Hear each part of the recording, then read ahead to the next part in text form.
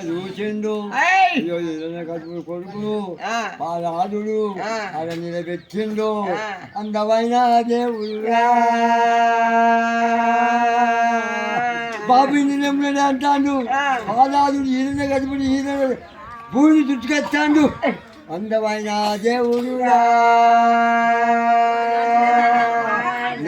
కోపం వచ్చి పందవతో ఎత్తిండు అందమైన దేవుడు గోళ్ళకి తిప్పి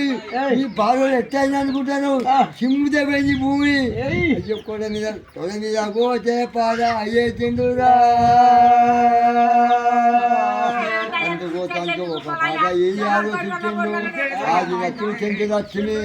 అందమైన నరసింహస్వామిరా పాలు దిగే గుండం చేసి గోను చెయ్యాలి అందమైన నరసింహస్వామిరా రూపాయి అడగద్దు రాకుండా